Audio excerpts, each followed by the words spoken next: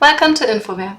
With MapTrip FollowMe, you can record tours on your mobile device, and if you have a mobile connection, you can synchronize them with your FollowMe Editor. And I'm going to show you how easy you can do this. You go in the menu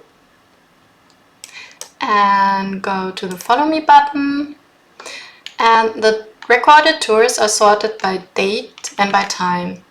And today's the 25th of February, so this is my tour I just recently recorded. And I can see it's not synchronized with the editor yet because with this crossed out cloud, which is fully covered.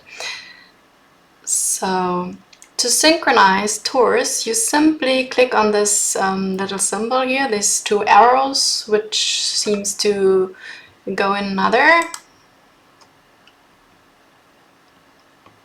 See, and you get a confirmation that your download was successful. And now you can download the tour in your editor.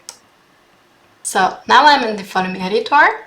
And to download the tour, you go in the track list right here. And here's my tour again with the 25th of February. I click on it and click on Choose Track. And then it's loaded in the editor.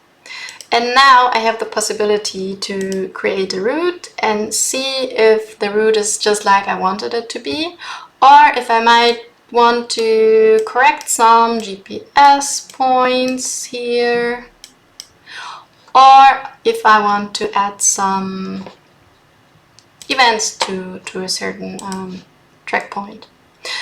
And once the tour is the way I wanted it to be, I'm gonna switch me over here. I'm gonna save this track. See, confirmation that it was successful.